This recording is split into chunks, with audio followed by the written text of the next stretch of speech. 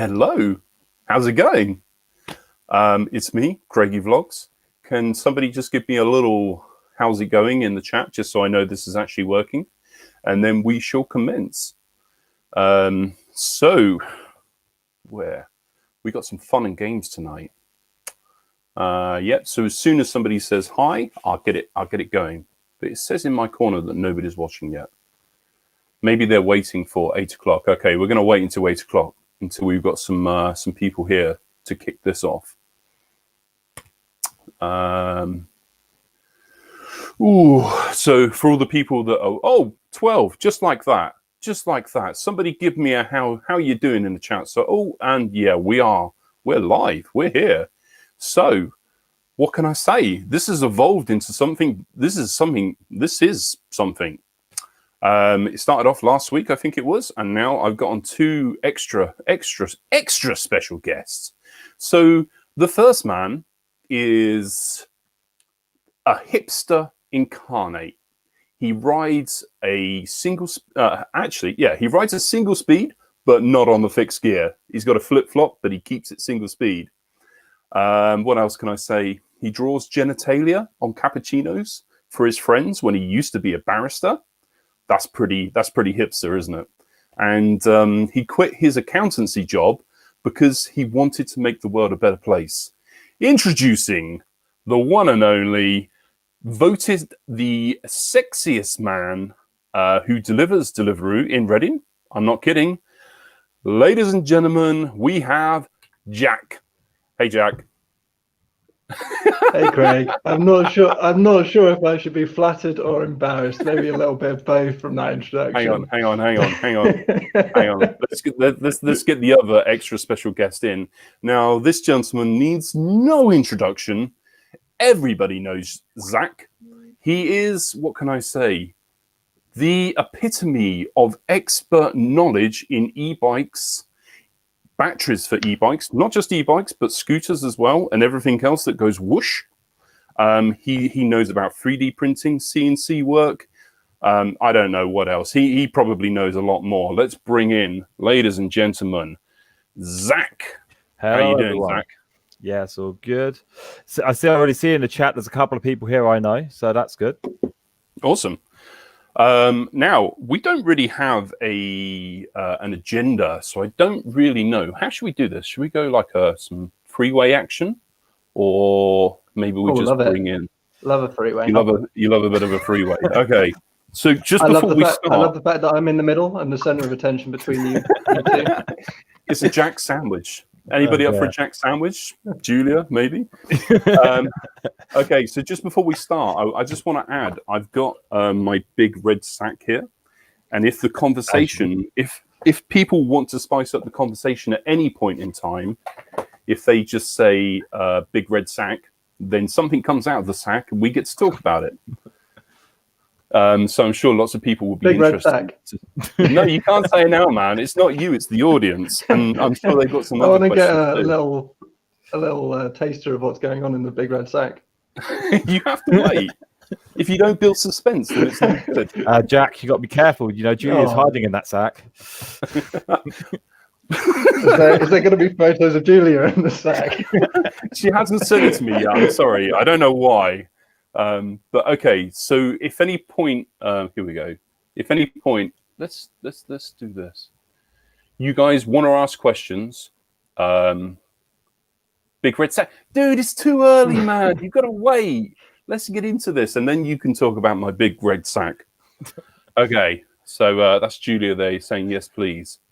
Okay, so we want some questions first for these guys. So let me just say, Zack is a hardcore, or at least was a hardcore Deliverooer. He also worked for Stuart. He's done long hours. And then he retired from that and he moved into full-time e-bike building, battery building, and all things fun. And then Jack, he's on and off worked for Deliveroo for about the same time as me. I think it was 2015, Jack? Yeah, so it's about 5 years now. Yeah. So we've known each other for a long time. 5 years with about 3 hours of work, yeah. 3 years of work overall. 3 hours, yeah. Sounds about right. Okay, so when you guys have questions, then fire them away in the chat and I'll get these guys to answer them. Try not to make it too personal, but most questions I reckon these guys should be able to answer. So I don't really know where to start. Like, Zach, do you want to just talk about where you are right now? You're in your workshop, right? Yeah. So it's a bit of a mess right now, but yeah, I've got pretty much everything here, e-bike wise, CNC wise, 3D printing wise, bit of everything really. If I can't make it work, or I don't know someone that can make it work, then you're never going to fix it. So, is there any chance you could pivot the camera down a little bit so we can see your 3D printing? I've got there's something 3D. I finished 3D printing actually.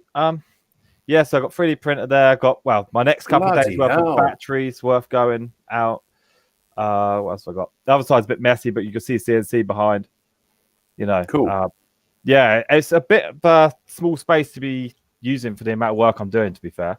But you just got efficiency. Okay. Someone just asked, what's the best e-bike for delivering full time? Definitely a custom bike. There's nothing really on the shelf that you could buy. I mean, you got the what's it? How do you say it? Woo bike? Wow bike? Wow bike. Yeah, I mean, you've got that. That's a decent bike. I mean, the price for what you get is all right. I mean, to be fair, I had a little look online actually to see what the specs were on it, and I can't find any information on what the components are used on it. But they just seem to focus on it can go 100 miles, which in reality is 45 miles. But other than that, I mean, obviously I can help out with bikes if you're within reasonable distance. Obviously free to go. What's he on about? How fast is the Wow bike? I would assume it would probably be 15.5 if it's locked. If you buy the throttle off them, it's probably 22. Yeah, it's not. I don't think that they sell it locked. The Yosi Power e-bike kits integrate controller in the battery holder. They're all right, but you will find that the batteries that they come with are fairly small, and the price is not really competitive. So you're kind of stuck using their products, which is kind of what you want to avoid on a custom build. Okay, right. Based in Farnborough. Yeah. So by all means, let's just say straight off that if anybody wants to contact you after the show, is it best for them to do it on Facebook? Yes. So if you go to betterbikes.co.uk, you'll be able to. It'll take you straight to my Facebook, and you'll feel good. Okay, right. Let's do one for Jack because I think he's getting a bit lonely.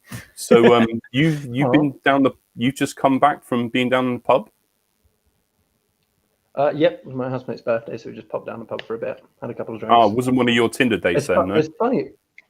It's funny at the pub. No, it's funny at the pub these days because you can only have a drink if you're having a substantial meal, and so the first thing we did when we got in was argue about what a substantial meal consisted of. So you have think that's quite normal, a main course where you can have like a starter and a side, and like it seemed like everybody's going to the pub and trying to get away with spending as little money on food as possible and still get trashed. Yeah, that was the whole Skirting thing about around those.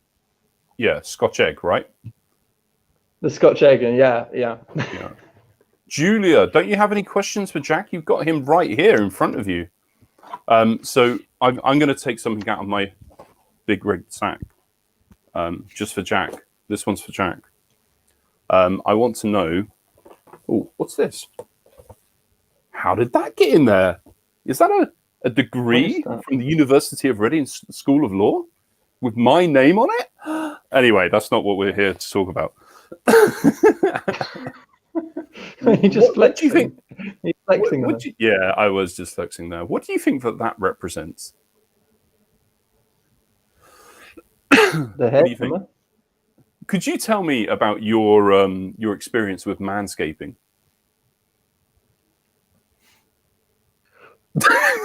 I have no clue what you're aiming at here, Greg. Well, we did have a funny conversation about manscaping the other day. Excuse me. Now, somebody in the chat tell me, because I think I'm right and I think Jack thinks he's right. I think that manscaping means that any type of trimming of hair, whether it be your body or your face, but he thinks that manscaping means specifically down there. So somebody could just Oh yeah, tell us what that's concept. definitely what it means. Because otherwise, Yeah. it's just male grooming, isn't it? Male grooming applies to the whole body, whereas manscaping applies to your pubic hair, basically. No, I don't think that's the case. Somebody answer it. It's Julia. I don't know. If you look at the still here? adverts on TV, I mean, they're aiming down that route. You know, that's what You they're. think? Yeah, I mean, it's very rare I actually watch TV, but earlier I saw a random advert for manscaping, and yeah, I would agree that it's pretty much down that road. Hang on, I've just had a comment, Jack. Your hoodie, it's really messing with the lighting. Is there any chance? It's it's really bad. But you don't wear you don't wear black clothes when you're doing live streaming. Is there any chance you could do you have something underneath you could wear instead? Oh, God. It's just a black T-shirt, to be honest. Well, yeah, that would help. I think that would help. This is what I'm here for. Here for stripping, and that's all. Well, I'm hoping you've got clothes on underneath. Oh, that was just for Julia. I hate you. I hate you so much.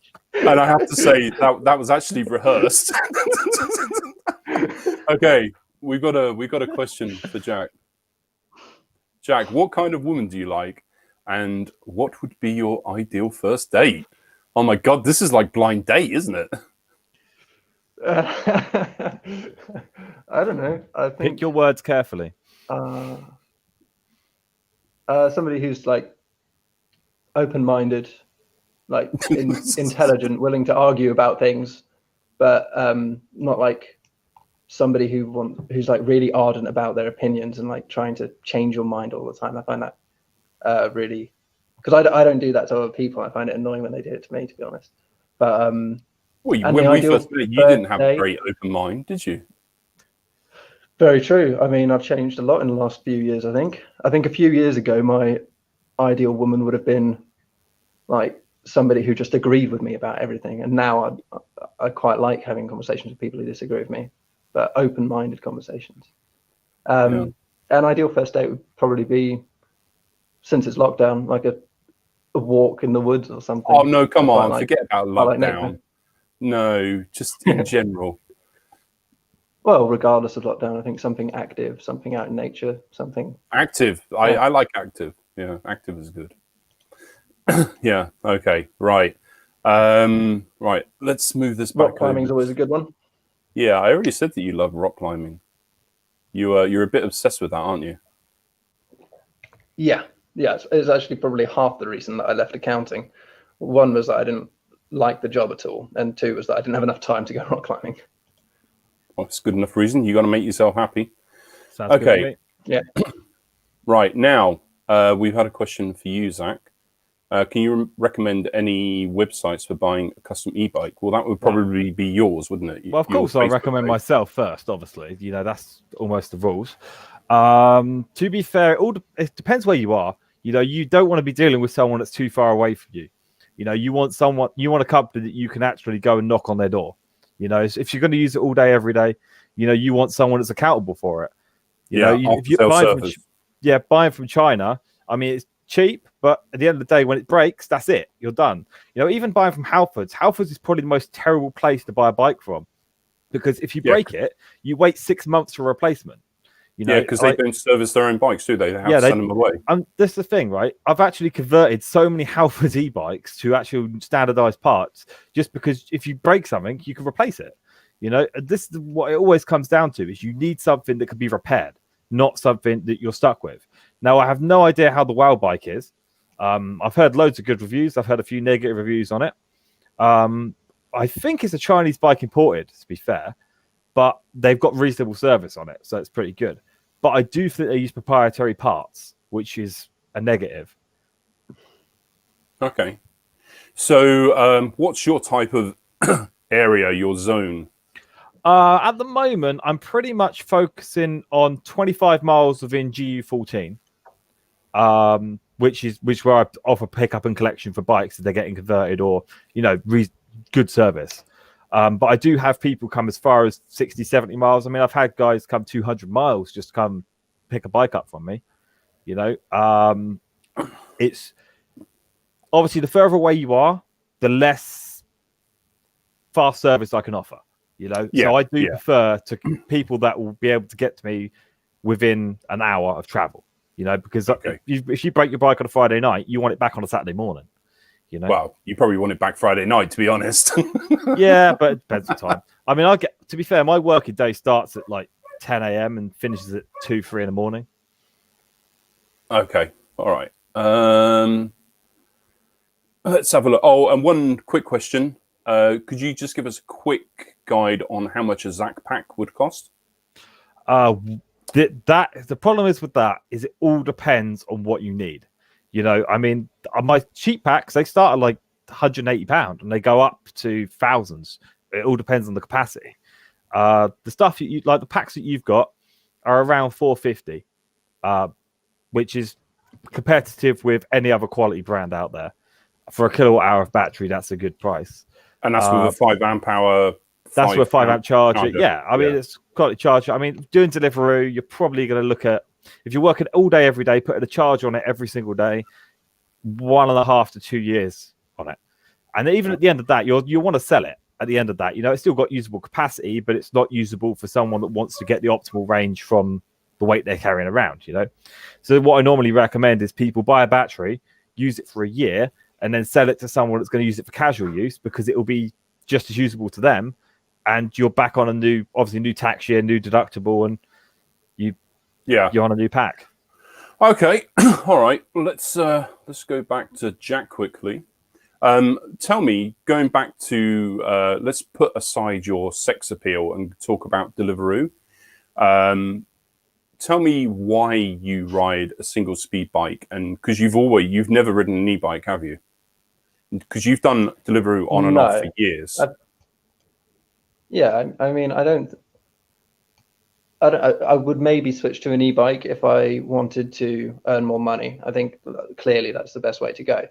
But for me, like, kind of in part, at least do it for the exercise. And a single speed is just the easiest thing to ride imaginable. I mean, you have so many less maintenance issues.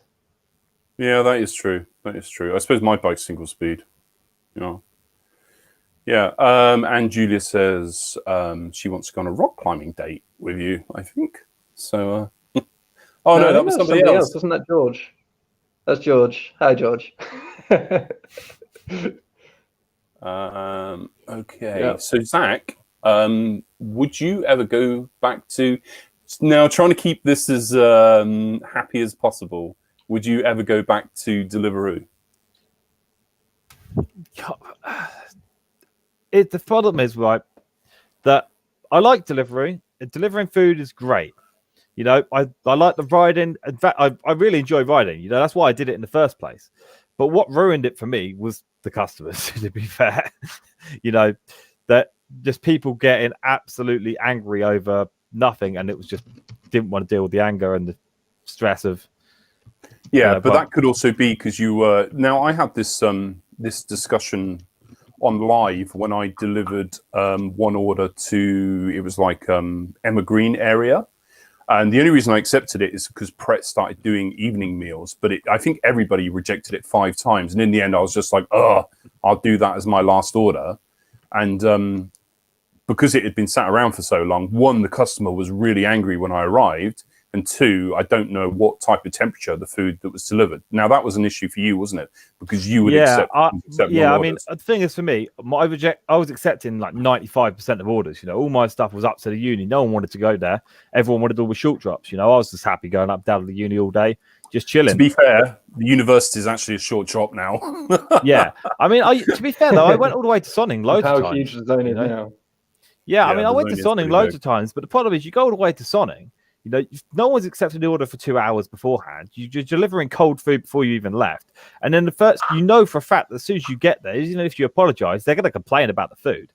You know, and you know that it goes down. And, exactly. And I mean, in the end, Deliveroo terminated the account because people complaining that food was cold. And I was probably one of the most consistent riders in Reading. You know, I was doing 40 to 50 drops a day. Yeah. Okay, right now, Jack, have you got any funny stories from? I don't know if I'm allowed to share this, but didn't you have a customer try and get you to? Or where's he gone? Didn't you have a customer try Oh to yeah, get I'm you back now. to come into her apartment and drink wine with you? Oh, are you Didn't talking that to me? happen? Yeah, didn't that Oh happen? yeah. It was Am like, I making that I up? think it was a lady who was home alone. She was like, and no, you're not making that up. She had ordered like a bottle of wine and a meal, and then she was like, "Oh, do you want to come in for a glass?" And then like it looked like something crossed her mind. Like she was like, "Oh no, now it sounds like I'm in the that sounds like the script to a porno sort of thing." And with this revelation that she was doing something awful, and she immediately rescinded the offer. Just out of interest, if she hadn't, what would you have done? I was quite taken aback at the time. Like I didn't know what to say, but she was quite attractive actually. I think I probably would have said yes. And have you got any other funny anecdotal stories from Deliveroo? But the funny one was actually not my story, but what's his name? He works at Pizza Hut now. He works at Pizza Hut on the Riverside. I've forgotten his name. I've forgotten his name, but I know who but you mean. Yeah. Another Deliveroo rider who was out, just went to a customer's house, and I think it might have been raining or something, and they were like, "Oh, are you okay? Would you like to come in and have dinner with us?" And he took them up on the offer, and he literally went in, sat down with a family, just some random family who'd ordered Deliveroo, and ate some of their dinner with them. That's so random. I didn't know that one. I honestly didn't know that one. That's crazy. Like nobody, I don't think. I mean, I have had slightly flirtatious women, but only mildly flirtatious. I just don't have those boyish good looks. I've been invited into a couple of places when I was doing delivery. Like, there's some people in the Hewitt building. They invited me in for food a few times when I delivered to them. It was weird. Like every day, I was getting an order to them, and I was like, they keep inviting me in, and I'm like, how many excuses can I come up with not to go into this person's house? Does this happen often? I've never been invited in for food. It was that one house, and of course there was the guy that lived in the basement flat over. Whoa, that's got warning signs all over it. Yeah. He was. To be fair though, he was harmless. He was just an entertaining guy. He invited one guy in to make him a sandwich. That was entertaining. Sorry, did you say he was entertaining guys, or he was an entertaining guy? He was an entertaining guy. Right. Okay. He was totally harmless, but he wanted to entertain guys. Yeah, maybe. To be fair, I made my excuses and left. I was working, and it's not my thing. But I've heard he's invited loads of people. I don't understand. So he invited somebody in to make him a sandwich. Yeah. He got really angry at a rider and was like, "You're going to make me a sandwich." House and make me a sandwich. Yeah, he really did. Londonese is here. Oh, Londonese. Yeah, I saw that a minute ago. Okay. Well, yeah. So nobody has ever invited me inside. Londonese, do you want to drop in on this? Are you around, or are you still at work? Okay, should we do some of these e-bike questions, and then we'll come back to Jack. Estimated timeline for when the 1 kilowatt affordable Jack bike is coming out. Okay, do you want to field this one? Yeah, this totally depends on the supply line. I've got a few inquiries in with a few sales reps at a couple of bike shops, but it all depends on whether I can get the stuff. Is this like a real bike branded, like specifically your brand? Is this what you're talking about? Oh, that's something I'm working on, yes. I think that for that line of thing, I've been looking at bike frames to actually build up complete bikes from scratch. That's probably won't be on the cheaper side of things. That will probably be more the £1,600 kind of, with the WOW bike kind of a pricing. But it will be as good spec or better. But that may well be the first version of it. The cheaper bikes, it just totally requires me to be able to actually get cheap bikes. And at the moment, there is absolutely nothing available. Unless you're going to Halfords or any of the other big bike shops and you're buying bikes off the shelf at RRP, then you are not getting cheap bikes. They're just. Well, when was you posted a picture quite recently of a load of bikes arriving? Have you sold all of those? How many were there? There was 7 bikes, and there's one woman's bike left. But I don't tend to do that. It just sometimes when I've got the spare money or to be able to actually build up a few bikes, I do it. Because obviously, as you can see behind me, my storage space is very limited. Yeah. Well, you're lucky to have any, really, I suppose. Yeah, I was looking at bigger workshops, but in this climate, I don't think it's a good idea. So I'm very, very close now to the VAT limit, so I could well end up taking a break for a month or two before. Get you. That's a big amount of money, that, isn't it? Yeah, it's reasonable, but when you look at the scale of the e-bike market, it's like 0.001%. Is there any way that you're going to be able to offer the 1/3 off of e-bikes because of the government thing? Is there any way that is something I'm looking at? And if to be fair, I'm going to go do the limited company and the VAT at the same time. And so if limited company is one of the precursors to being able to accept that discount, then it'll be a no-brainer to do that. I mean, if 1/3 off e-bikes, you're just going to sell so many bikes. They're going to be cheaper than normal bikes for the low end stuff, Yeah. Okay, well, that would be a real stepping stone. That would be awesome. And Matt's asked, I don't know, do you know this brand on the screen there? I think he's talking about me. Oh, yeah, it's supposed to say Jack. Yeah, I think he's got some weird letters backwards.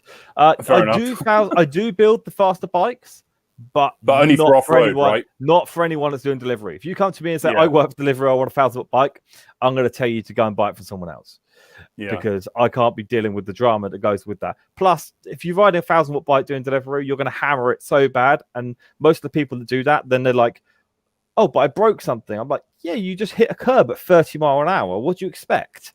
It's not made of titanium. What's top speed on a 1,000-watt bike? About 30 to 35. Sorry, oh, okay. Yeah. So you can do some serious damage. It's not. Yeah. The 250-watt kits that are available now are great kits. It's a shame the way the regulations are that you can't use a bigger motor and turn it down, because that would be great for reliability. And I mean, that's the main reason that people don't like the 250 watts, is because the 250-watt motors are always running like 650, 700-watt peak. All the companies are pushing the limits so what the motor can push peak. But at that point, you just take the reliability out of it. But of course, the rules only require the motor to be 250 watt, not how much you slam into it. Okay, cool. Something which, let's bring Jack in just so he doesn't get bored there and start drinking again. Jack, tell me. Mate. Fair enough. Let's just water about over how you, oh, okay. Well, I didn't know that. This is definitely not vodka. Well, he was down the pub earlier. I wouldn't go down that easily if it was vodka. Okay. He's not a cheap date, Julia. I'm sorry. I want you to tell me about, as a cyclist... I think Julia needs to come on and defend me because I'm getting bullied. Yeah. Julia, where are you? Wherefore art thou, Julia? Tell me about riding in the winter. It works. Craig, what would you like to know? I just said it. Tell me about riding in the winter, about how you stay warm. And then we'll get Zach to talk about riding on an e-bike. Okay, so if you're a cyclist, you don't want to spend too much time inside of a restaurant waiting for an order, because otherwise your heart rate goes down and your body just goes into sort of, I'm going to keep myself cool mode because I'm in like a warm restaurant. So you want to be out riding as much as possible, and you want to be layered up. Basically, as long as you keep your heart rate high, you don't get cold. But also it burns so many more calories. Like, you want to take shorter shifts, eat more food, because you're burning way more calories in the cold.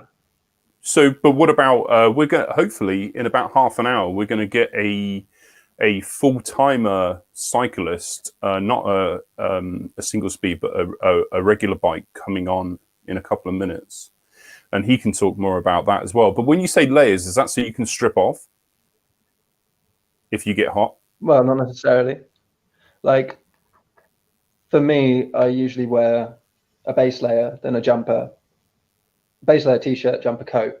And then if I get too hot, which doesn't happen that much around this time of year, but if it does, then I can just like unzip the coat or whatever. But you do stay considerably warmer than me, because when I'm standing next to you, I'm wearing like twice as many clothes as you. Would you agree with that, Zach? On an e-bike? You're Oh yeah, you're on like an e-bike, it will chill you down to the bone, especially if it's unlocked. Yeah. Okay. you need to be doing some exercise. Yeah, I shouldn't I? But the thing I is, try it's to keep coming up work to and exercise Christmas. separate. Yeah, that is a good point too. No, I think you're completely right. I think completely different subject, but exercise should be more about your passion as opposed to the money you're making. I think that's more likely. You're more likely to keep it up, like your rock climbing. Well, you couldn't say that to an athlete.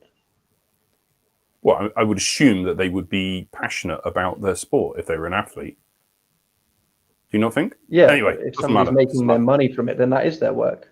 But Yeah. anyway, yeah. Okay. Yeah, you're being pedantic, but fair enough. But I would say, like, if you want to be happy in life and doing exercise is something that makes you happy. I mean, exercise naturally raises your endorphins and reduces depression. Then, if you want to be happy in your life, then it might be that you want a job that's outdoors, a job that's gives you some exercise. I think in general, like if you look at job satisfaction rates, people who work outdoors are on the higher end. People who work in offices are very much on the lower end. Of happiness. Job satisfaction and general mental well-being, I think. Okay. Now, this is a really good question for both of you. I think Jack's probably going to handle it quite well because it's a controversial. I've quite often tried to talk about this in my videos, but I've never wanted to get into too much trouble. About female cyclists doing Deliveroo, and is it male dominated? What do you two think? And what is it male dominated and why? I'd say that the reason it is definitely male dominated. There's several reasons for this. The main one being is it's very long, hard days, and you're going to places which are dark, cold, and wet. And, you know, that isn't something that many women want to take on. You know, I mean, when I was doing delivery, I got attacked a couple of times. You know, I wouldn't want anyone to take that. You know, and I almost got attacked today. Yeah, so you're just in broad daylight. You know, I mean, the couple of times I had it were just outside the uni. You know, but I know several women that do Deliveroo. But I saw one today cycling, not on an e-bike. I I mean, out of the ones I've known that have done it, though, a couple of them have left because the amount of attention all the guys give them, which isn't great. But they're constantly harassed on that. Yeah. What do you think, Jack? Because you dated a Deliveroo person, didn't you? That's from customers, members of the public. Yeah, a couple. And you dated a couple? It's mostly, I think, the fact that a couple of Deliveroo girls, yeah. And bloody hell, Jack! that makes it sound like I'm one of the guys that's going around hitting on all of the Deliveroo women and scaring them away from the job. But I promise that's not true. But I think you did it successfully. There is a difficulty for women who, in our line of work, because they have to go to so many different apartments, and you're going to people in their own, you know, where they live, and unfortunately, there's a lot of really sexist men out there. I think there's a lot of men who try and flirt with any woman who comes to their door. I think it's a really difficult environment for a woman to work in, but it's probably not impossible if you don't take any shit. Like our friend Pauline, who's a motorbike rider, she's been working at Deliveroo for years, and she is a no-nonsense woman. I love her. She's great. Yeah, she's fun. Natalie, she would not care. Yeah. But Natalie was I mean, I hate to say this. I'm sure I'll get stick for this, but she was one of the lads, wasn't she? Well, I think there's probably a correlation between being a bit laddish and having some masculine traits that makes it a bit easier to do this kind of job. She could definitely give us definitely as good as she got. Yeah. Okay. I wouldn't fight her. No, I wouldn't fight her either. I reckon she would be a brawler. Um, my problem is I have my opinion, and it's quite similar embarrassing. to the things. What's embarrassing? If I got beaten by Natalie, I wouldn't be embarrassed. Yeah. No, the reason I try and shy away from the subject is because I feel like I'm being sexist because I feel like I understand why women wouldn't want to do it. And there's this thin line of understanding and coming across as like a man who knows better. It makes me feel quite uncomfortable, but that might just be because of the environment. Like, I never know when I'm being sexist and when I'm being a gentleman. It's so difficult for me. Maybe because I'm older than you two. Yeah, like we're three blokes sat here mansplaining about why it's difficult for women to do delivery. I see what you mean. Hate that. I really hate that mansplaining. And just treat everybody equally unless they deserve otherwise. Yeah. Okay, so Julia pretty much wants your itinerary, I think. Yeah. Okay, what do we got? We got one for Zach over here. Let's bring him over. What do you think about that one? What would your approach to be to build a reliable 250 bike for full-time Deliveroo? What kind of motor? What brand? I mean, with the motors, the problem, it always comes down to that 250 watt part again. You know, if you're pushing the 250 watt to what all the companies are doing for that 640 watt peak, which is what Bosch is, well, every big company's doing that, right? The problem is with that is it doesn't bring for a reliable motor, because the problem is if it's reliable at 650 watt peak, it's no longer a 250 watt motor, you know? So you end up with a situation on where people bend the rules to use a slightly bigger motor and either run it at lower power, like similar to what everyone's running the 250s. And in that case, you've got a motor that is reliable for years. You know, I know some of the guys that run 1000 watt motors and they're only pushing 250 watts, 650 peak. And their motors have been going for 4 or 5 years, and they've probably done over 150,000 miles. If you got a 200, even one of the best 250 watt motors you can buy, you're probably replacing parts inside it after 15,000 miles. You know, so that is a big factor on how the regulations affect the reliability. Okay. If it was you and you were going to do Deliveroo in a month's time, you got a month to build your perfect legal bike. What brand motor, what brand controller, what battery would you use? Bearing in mind you live miles away from big areas, don't you? I would probably go with Mexus, or potentially the Grintech stuff, which is e-bike CA. If you Google it, their stuff is great, but the price is insane. But the Mexus stuff is made in China. It's repairable.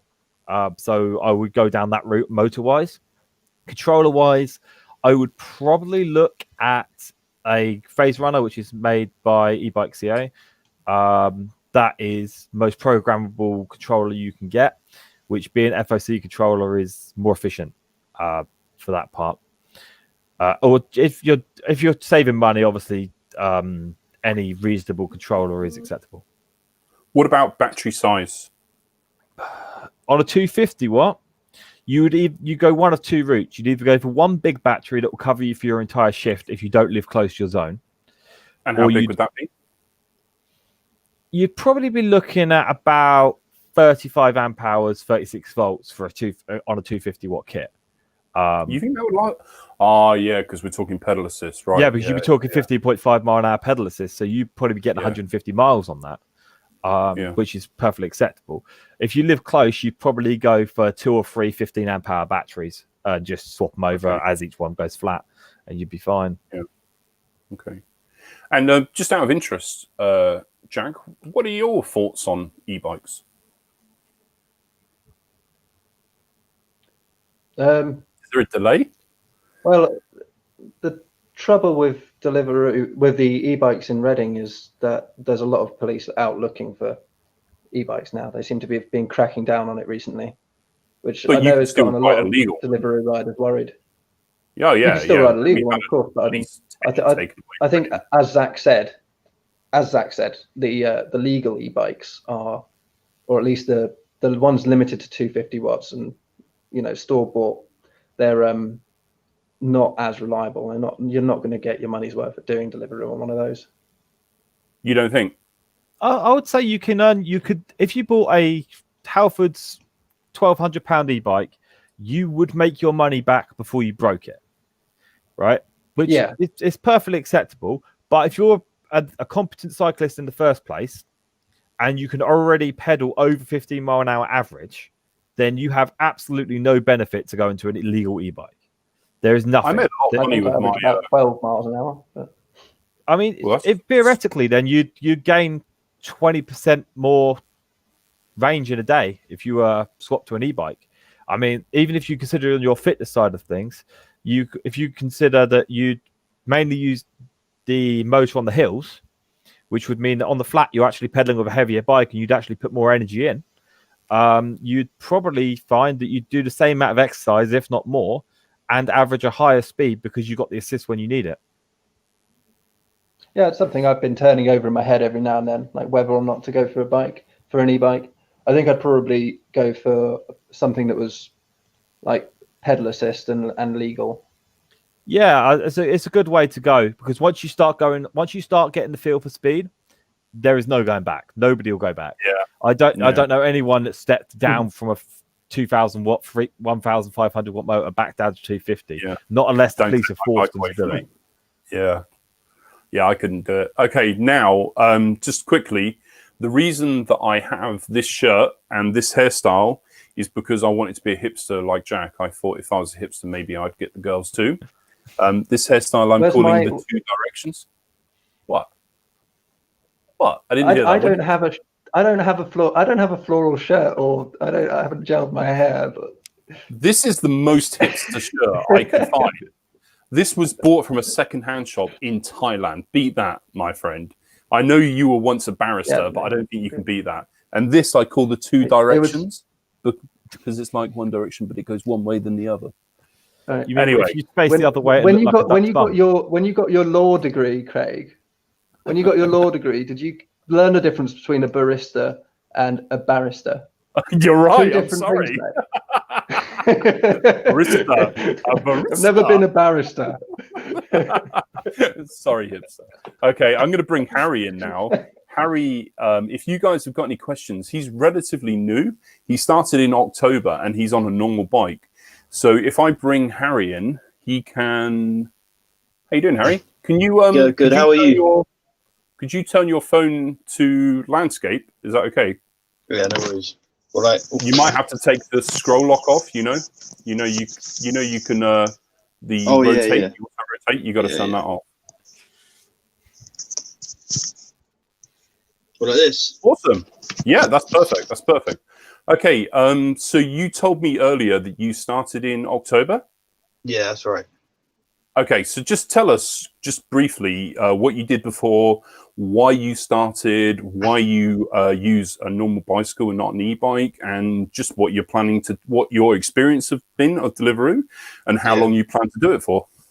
Because I started off working at Subway, because I worked there for about like 6 months, and then because the pay from there was okay, but from Deliveroo, because I heard from other delivery people in Subway that the pay was a lot better. So I decided to switch to doing Deliveroo. Which Subway was it? Because you look vaguely familiar. I usually worked at the Oxford Road one or in Broad Street. I remember you now. Yeah, you remember were the guy that, walking down Broad Street. And you stopped to talk to me outside Itsu. I remember you now, man. Sorry, I'm sorry. Yeah, no worries. Awesome. Do you two recognize him as well?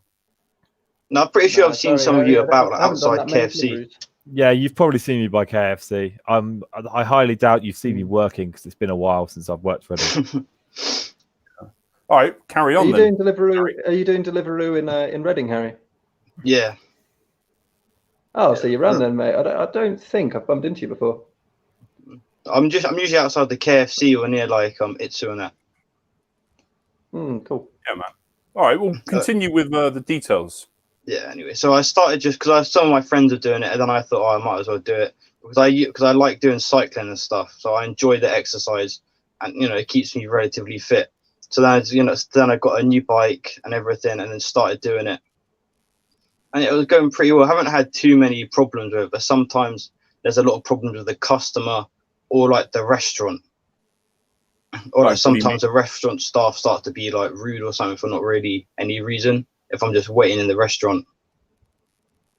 Okay, you feel free to name and shame. I don't think there's going to be any comeback. Like, have you got any specifics? Any like reasons Me, why? it was TGI Fridays.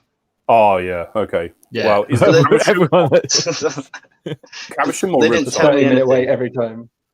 Yeah, like I was just waiting, and then I walked up to the kitchen part, and they told me to walk back to the delivery area, even though I said to them, like, "How long are you gonna have me waiting here?" Yeah.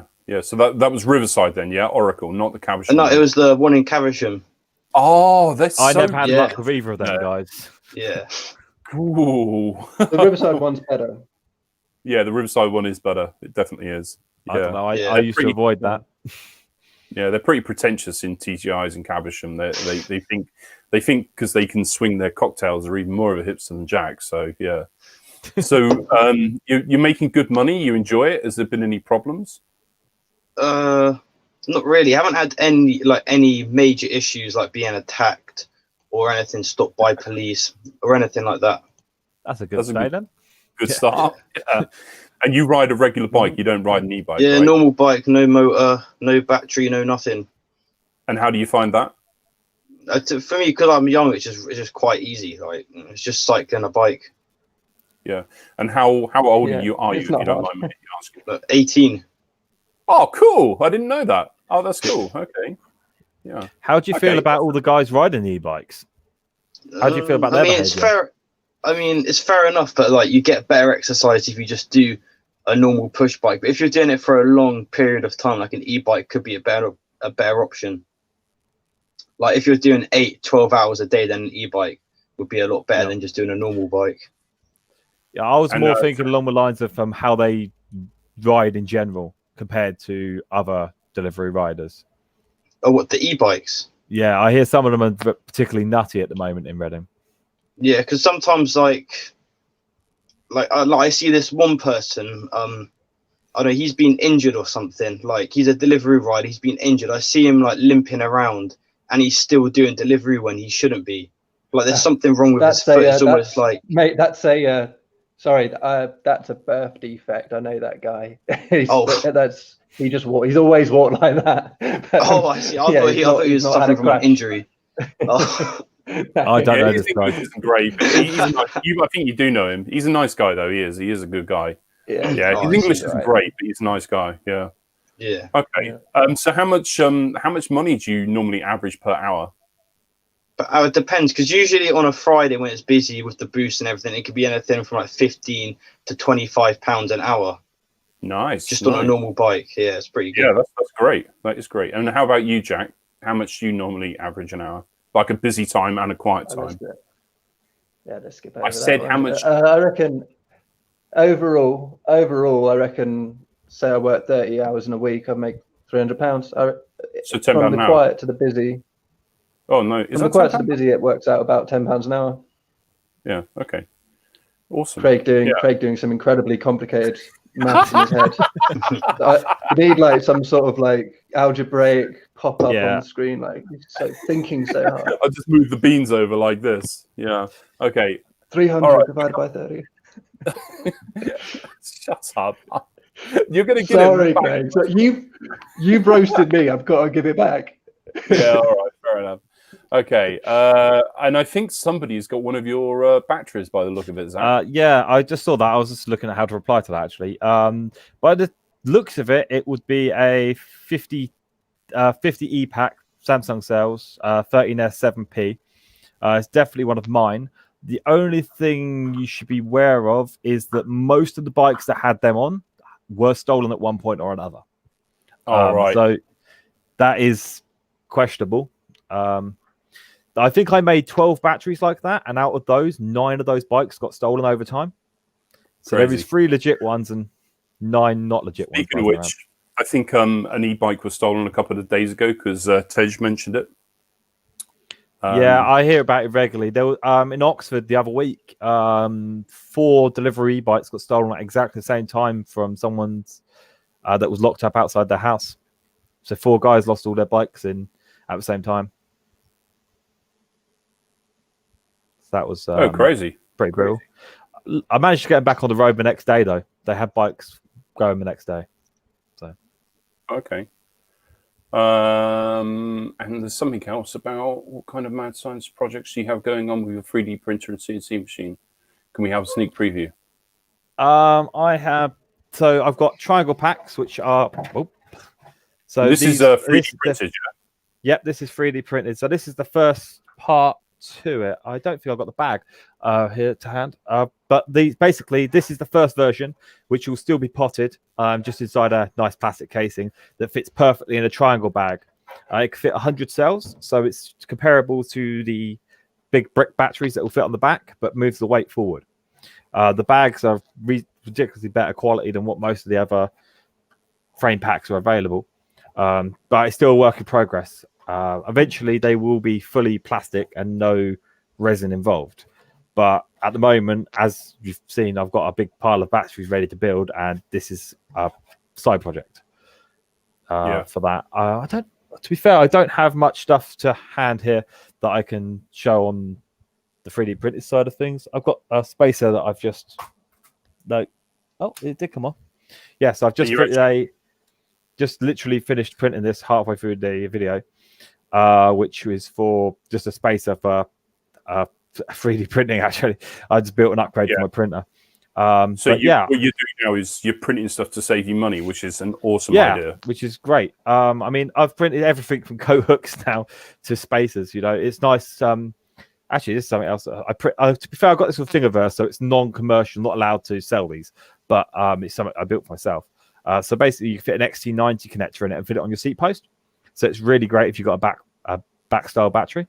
I made a couple of them up just as.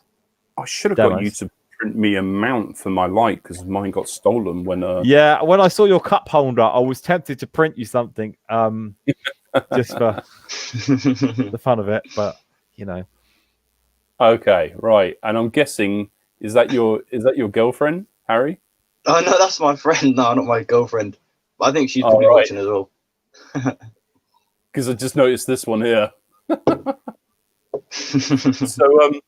So how long are you planning to do? How long are you planning to do delivery for? What's your next step?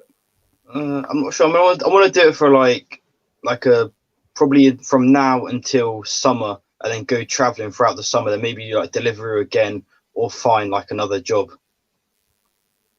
Okay, cool. Well, yeah, I mean, when you're young, it's always good to definitely it's travel just useful. to different jobs. Yeah. And I think Jack's getting bored, so let's bring him back on the action. So I think Julia got sound that you had left us. Snuck off. Where did you sneak off to? I just snuck off for a wee. Oh, for a wee. Fair enough. You should pee beforehand, but into the toilet. Okay. I did. I got. Yeah, me too. When I'm doing the live streams, I have to stop like once we see an hour. Yeah, I've got it really down actually. You tape like a bottle to your leg. That would be handy. Festival friend, you mean? Yeah, it's a good idea. What's this Matt up to? Matt, when this Matt here, he's mechanic Matt. He's a mechanic in our Reading area. Oh yeah. Do you reckon you could fix my e-bike? Well, either Zach or Matt could. They're both qualified to. Yeah. But, depends what's wrong with it. It's something to do with the motor. What brand? That's always a good start. It's a dough hiker, like the Chinese ones are the foldable ones. Oh, did you posted in the group chat? Yeah, because basically, like there was I throttled it, and then the motor started like rattling, but apparently you've most likely broken the plastic gears inside the motor. You're probably going to have to order a wheel from China because it's a 14-inch wheel and it's not something that's common over here. Yeah, because I was looking, I couldn't really find anything. AliExpress you'll find a wheel for that. So it's not something that can be fixed then? It's got a solid rim on it as well, so it's not like you could just re-spoke a new hub into it. When you look at the cost of the bike and the cost to repair it, it's almost to the point of unless you could buy a cheap motor from China, it's just going to be a bad idea to fix it. Because it was working fine, but the thing is there was a problem. Like I couldn't pedal it. I could only use the throttle because because the crank was broken, so I could just throttle it around. Pedal sensitive. And then I was just throttling it around, and then the motor just sort of like died. Yeah, it is definitely almost definitely the plastic gearing inside it. You may find if you take it apart, it could well be a standard size that's available. Unfortunately, it's not the kind of thing I could 3D print in a strong material. If not, I would have given it a go. But if you know what the gear size is, you may be able to get a replacement. But most of the Chinese stuff is made by one company and one company only. Oh, I see. I'll have a look. Okay, right. So let's just make sure Jack doesn't get restless. So tell me, what's your... You said that you were going to move to Leicestershire. Where did you say you're going to move to? Scotland or... Sheffield. Was it Keynes? Sheffield. Too bad it wasn't Milton Keynes. And when and why are you planning to go? Well, basically, more or less just for a change of scene. But because I've lived in Reading like my whole life, and done a little bit of traveling. Good luck, Harry, on wherever you decide to travel. I'm sure that'd be great. Thank you. It's really awesome. I did a few months a couple of years ago, but now I think I should just sort of. Well, it'd be nice to go to Sheffield for one because there's loads of rock climbing near there. It's good enough reason. Milton Keynes is better, according to Julia. What's Milton Keynes is better, is it? I wonder why that is. According to Julia. Yeah. So I'm not going to try and force you to stay now if you get restless. I know Julia's going to hate me for it, but if you do have like a date to go on or something like that, then I'm not going to hate you if you want to go. But please feel free to stay because I'm sure everyone, including Julia would love it if you would stay. But it's your call, okay, dude? Because I know you got other things to do. All right, mate. Okay, right. Where should we go from here? We got any good questions? Was an e-bike business always a plan? A dream or a happy accident? Oh, this one's for you. Yeah. So it's kind of a weird one. I mean, I was building e-bikes for years and years before even before Deliveroo existed. You know, I was using it as transport. You know, before I was old enough to even have a license if I wanted one. So that was quite fun. Before the laws were, in fact, back when the laws were 200 watts, which was quite entertaining. But yeah, I eventually moved house, built a new workshop, built my own bike, was doing loads of delivery, making decent money doing delivery, and ended up with a fire in the workshop caused by a heater. You know, just absolutely terrible luck, but no one got hurt, and you know, the insurance paid out. So at that point, obviously, I didn't have a bike to do delivery, and I was like, well, maybe I should actually make this into a business, you know, and actually make some money from it and move away from being outside in the cold, wet, horrible weather. And here we are now, and I've been doing this. It's been the only income really for 18 months, I think, something like that. I mean, I did a few bikes for friends beforehand, but this is official. But it's really great that you've done something. You said I'm going to do this, and you've achieved it. I'll take my hat off to you there. It's not always easy. Oh, there is no easy way, man. For sure. There's been lots of bumpy bits in the middle of this, but it's finally getting to. I mean, we got the EU leaving soon, so that's going to be another bump. But we'll see what happens there. Yeah, man, I need to get out of this country. I love the UK. I love being around my family, but I can't be here for too long. I really can't. Where do you think of going? I'm going to go back to Thailand. Fair enough. Because I was thinking of either going to Thailand or Malaysia or somewhere like that. Well, I can thoroughly recommend Thailand. I really can. It's cheap. The people are lovely. There's lots of things to do and see. So if you were going to go somewhere, it would be a good starting place. So, yeah, I can recommend that. Because I was thinking of going there to do like... I was thinking of going there to do like Muay Thai. Oh, yeah, Muay Thai. It's one of the best ways it's big over there. I thoroughly recommend that. Yeah, let's... wonder if we can do... Hey, how about that? Should we stick with that for a while? Yeah, I can recommend. What was that? You put your cigarette tobacco down. What was that you said about Thailand, Jack? So I said it's on my list as well. I definitely want to go visit there. Yeah, I've got a friend who's there who can put me up. Oh, I've also got Craig that I can visit with if you're there when I'm visiting. Did you say put you up or hook you up? Yeah. Put me up, Wait. as in he can put a roof over my head. Oh, okay. Not, That's good. maybe he can hook me up as well. I don't know. What does he do? What You does he never know, look? Julian might take he you. lives just outside of Bangkok. Thanks, Zach. I don't really like down south. I much prefer up in the north. Yeah. Papua New Guinea? I definitely want to go visit anyway. I think it'll be really fun. Yeah, well, if you do come and I'm in the country, which hopefully I will be, definitely come and see me. You can sleep on the floor. But accommodation is really, really cheap in Thailand. You could probably Well, find you can somewhere. hook me up, right, Craig? Yeah, for sure. I could do. I'm bigger at many pies. Of course you have.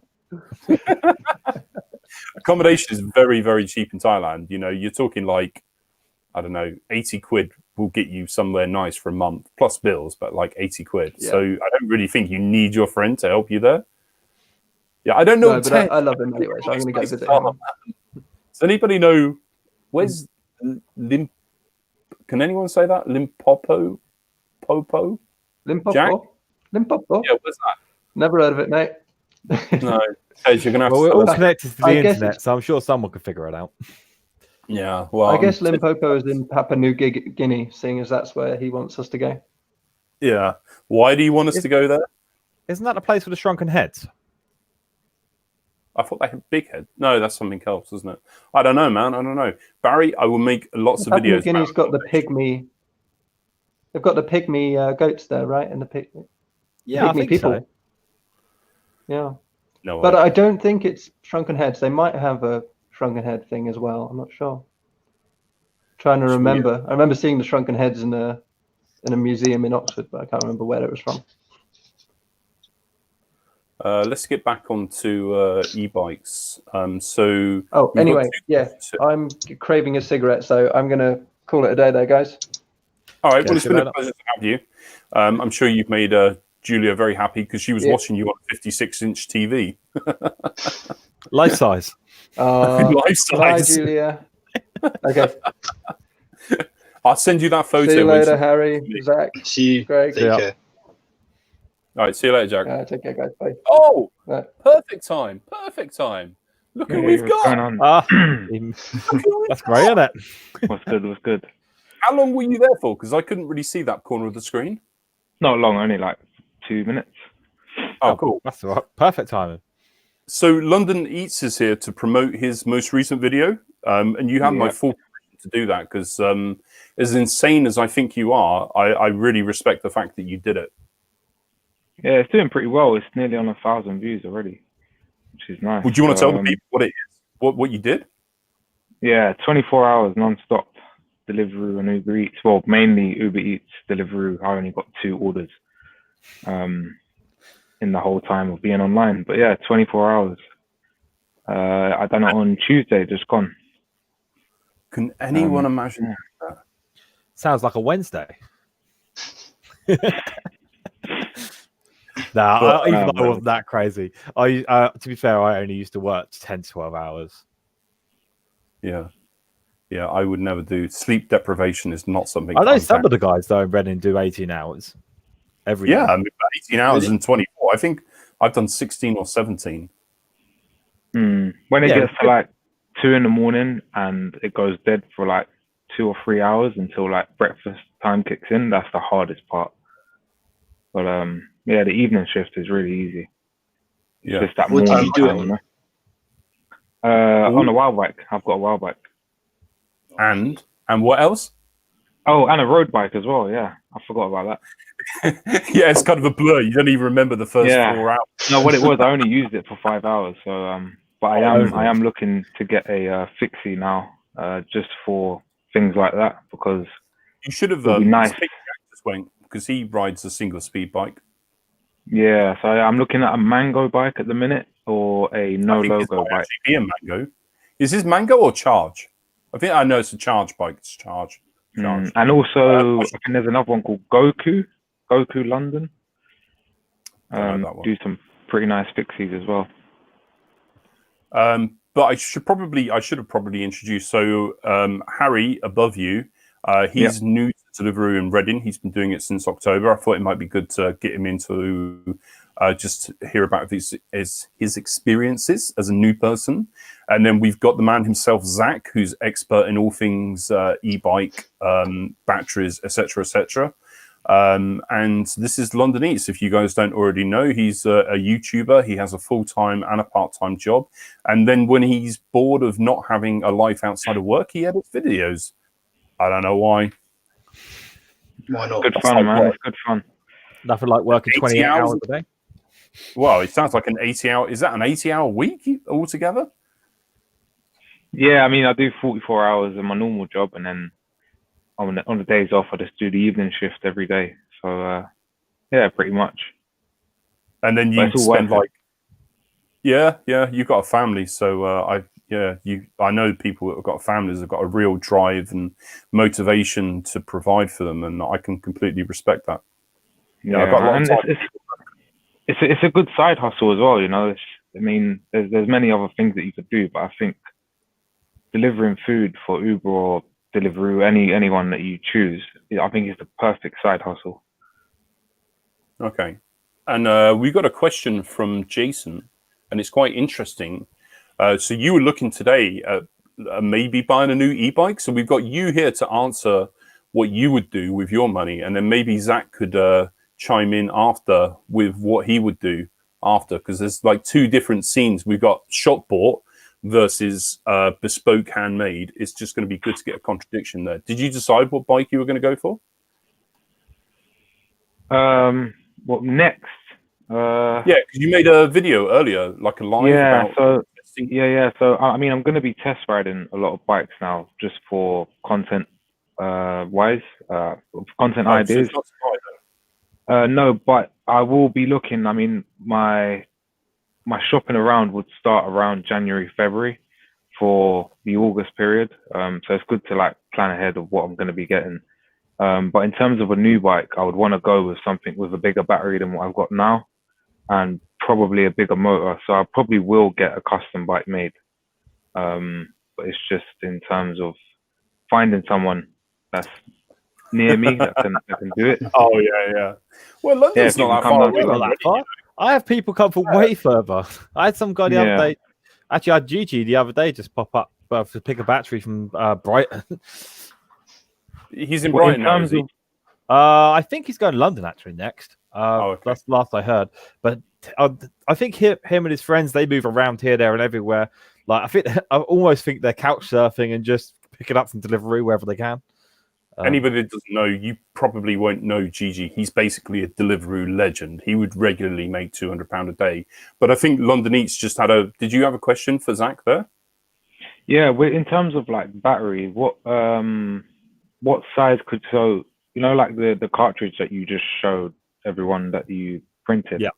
How much watt hours could you fit into that? But that was just a baby one, right? In that particular casing, you could fit 1,300 watt hours. Wow. I mean, when you start getting to things like my bike, I'm at 3,600 watt hours, and if I redid that now, that would be over 4,000 watt hours. What's Isn't the that charge watts? time in that? I can charge up in like 3 hours. But that depends on the charger, though, right? Yeah, I mean, I'm rocking a 15 amp charger. So that's pretty hard. 85 volts. So Yeah. Mm-hmm. there's no playing around with that. But with the figures you were just giving, were they watt or watt hours? Because they're Watt hours. What? So, Really? Yeah. So for watt hours, basically, it's your voltage times your capacity. Yeah, this all over my head. Like amp hours, watt hours, watts. It's just, it drives me crazy. For you, as long as it works, it works. Yep. So does that answer your question, London Eats, about the? Yeah. I mean, I will be looking into getting a custom bike. And this is the thing I'm thinking to do. Like once the wild bike is paid up for, because you know I got it through a cycle to work scheme. I'd probably want to use that frame with the casing and everything as a shell. So I would use that to build onto. Yeah. I mean, to be fair, though, with their bikes, you've just got an extra socket to plug in another battery. There's no reason why you can't buy a third-party battery and plug it into their system. I mean, I'm sure they wouldn't like it, but I'm sure you could plug in as big a battery as you like into their bike. Yeah, there is a spare. I've taken apart the casing, and there is a connector, but I'm not sure what it's for. But it probably is. I mean, the second the battery. main thing is with the batteries on all the shop bikes is if it's got 2 pins, just red and black, or 4 pins, 2 red, 2 black, then you can pretty much buy any battery you like and make it work with it. If you start using things like other pins as well as the main power pins, it's generally a communication protocol, and therefore you can't tinker with it because it's locked. Oh, okay. Yeah, because I did take apart the casing, and inside there was a wire there with a connector, but it's not connected to nothing. But then their 200-mile range bike, I remember the back. Yeah, the battery has to go on the back, so yeah. I'm assuming it's for that. So yeah, I mean, if it's that case, it all depends on whether how many wires are in it and how they're doing their system. Obviously, you connect anything other than their products to it, you will void their warranty instantly. Yeah, of course. But I mean, the thing is, I've actually been interested to find out what spec those bikes are, because I've recently been in talks about fully building up custom bikes from the frame up with a few companies, and I was like, well, I kind of want to one up them a little bit, because I can easily scratch them on the battery side of things.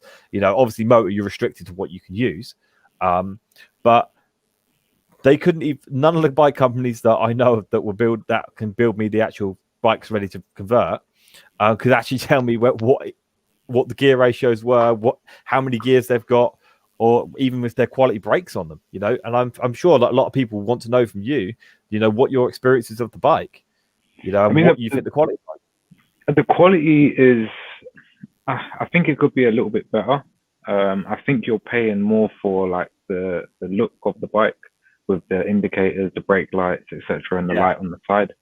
But in terms of like upgrades, there's a lot of upgrades that you could do. I recently changed the brake pads after 800 miles to ceramic brake pads because the other ones just completely worn away. Yeah, they're probably whacking organics in there just so it's got like a really good stopping distance. And then also the plastic casing is starting to creak a lot. I know I could probably fix it by tightening a few bolts, but I think it's not something you expect on that kind of price point, though. Yeah, I mean, I think it could be a lot more solid, the bike, but for what you get, I think it is worth the price. Sounds like I need to add an extra 0 on my prices. But yeah, in terms of the motor, I actually found the manufacturer that makes the motor. I'm in communication with them now at the minute for a bigger motor. I want to eventually put a 750 watt motor on there. But it's just in terms of tell your viewers. But this is after the bike's paid for and it's going to be used as like a. Yeah, I mean, there's a few factors on that though that could be an issue. Obviously, the motor isn't exactly the thing that controls how much power you get. It's the controller. Yeah. I have no idea what they've actually put inside their batteries for the circuitry. They may well have limits or fusing in their batteries that means as soon as you plug a bigger motor in, that it will cut it off and it will never go back on again. Yeah, I mean, I'm speaking to them at the minute, but it's a bit hard because they're based in China. I'm having to Google translate everything over to them. What China tell you and what you might well find, just be careful with this, is that Wow may well tell you it's a 250 watt motor, but you may well find it's a 500 watt or a 650 watt or whatever branded in China. So China might go, yeah, we can sell you a brand new 750 watt motor, and it might rock up and be exactly the same motor you've already got on your bike. Because the thing is with China, it's actually funny. With e-bike motors, it's one of the only things I know of, you get more than what you pay for. If you buy a 250 watt motor, it really peaks 500 plus. If you buy a 350, it's going to peak like 650. If you buy a 500 watt geared hub motor, it's probably going to peak more power than what the 1000 watt hubs do. It's just one of those situations where they actually undersell their products. Yeah, because I've unlocked the 250 watt on my WOW to the max speed, and on a flat, I can hit 24 miles an hour constantly. But only when you're off road, though, right? Oh, of course. Yeah, only off road. Yeah, on my airstrip, I've got an airstrip near my house. So. Yeah, I mean, to be fair, when you're off road, it doesn't really get sketchy until over 35 mile an hour. That's the point of where you seriously have to consider what your tires are made of and whether your bike will disintegrate. Because nothing's really. All bike components are pretty much rated to like 30 mile an hour, like MTB stuff. You know, if you go downhill stuff, I think some of their tires are rated at 50 mile an hour. It's not like motorbikes which have dot rated tires. But it's something to be serious. I was rolling down this hill near my house a little while ago on my bike, and I realized I was doing nearly 60 mile an hour. And I was like, actually, if my tire pops right now, I'm dead. Yeah.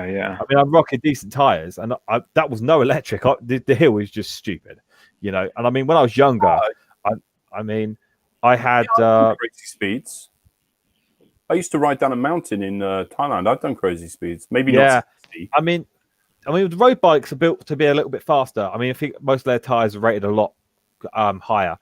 I mean, I've just watched a video on one of the DIY bike forums where some guy had his e-bike wheel off the floor, and he spun it up, and it was spinning it at like 210 mile an hour. And one second he had a wheel, and the next second there was bits of wheel everywhere. Jesus. And that was with a moped tire on it, I think. So oh wow, it does go to show that things, and what actually failed was the spokes. Yeah. Well, that's another thing with the WOW bike. I'm constantly tightening the spokes. That's something I wanted to ask you. Do you know anything that could be causing that? And I only find that I'm getting that when I do deliveries. When I ride it to and from work, I don't get any of these issues. It's the potholes. It's welcome to England. Yeah.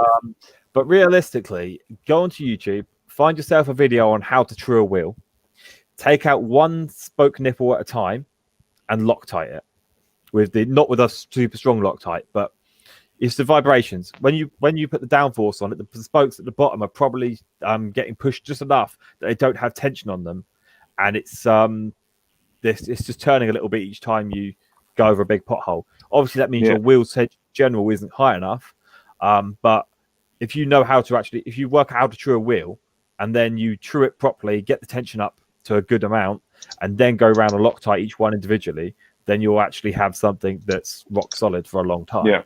Yeah. Great. Let's bring Harry back in on this conversation. So you've got an e-bike, you've also got a regular bike. So do you do bike maintenance yourself? How have you found that? Like since you started Deliveroo, do you have like a thing where you check things like every month or something? Do you do everything yourself? Yeah, usually like before I go out, I check the tires if there's enough pressure and they're not flat enough.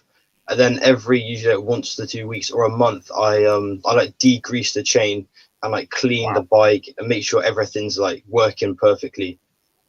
Yeah, you'd be lucky if I checked my tire pressure once a month. Yeah, I'm feeling bad right now. My bike's done 7,000 miles and I haven't looked at it. Yeah, I really need to do some more bike maintenance. Because with my older bike, I just kept riding it. I didn't really maintain it or anything. And then like all the parts just kept breaking like all the time, like the crank, the gear hubs, the rear gears, but everything just started just breaking like if you don't maintain it for a certain amount of time. Yeah, I mean the worst thing you can actually do to your bike, honestly, is clean it. That is the most destructive thing you can ever do to your bike. If you don't like someone, buy them some muck off. Really? Yeah. Basically, muck off is industrial degreaser. And if you use it with a pressure washer, wash your bike 3 or 4 times, and then you will have no bearings, no grease, and nothing. I mean, if you hand wash your bike carefully and you go around and you re-lube everything after you've done it, then it is okay. But what the shops never tell you that. You know, with my bike, if it's been gritted out there, I'll give it a rinse with a hose pipe when I get back, and that is it. And if it's been in the summer and if it gets muddy, I will just go when it's dried off. I'll just go around with a soft brush and I'll just brush the bike off. And I mean that's all I've done I've probably brushed my bike off 2 or 3 times in 7,000 miles, and I've not worried anything. I'm still on the original chain. I think I put rear brake pads in a little while ago, but other than that, I'm running Hope front brake, so I'm still on the original pads. Yeah, I agree. I've heard a lot of people saying the same thing, that washing your bike is more damaging than you think. Even though you think it may look nice and shiny and pretty, you're actually doing a lot more damage than you think. Plus, people want to steal shiny things. True.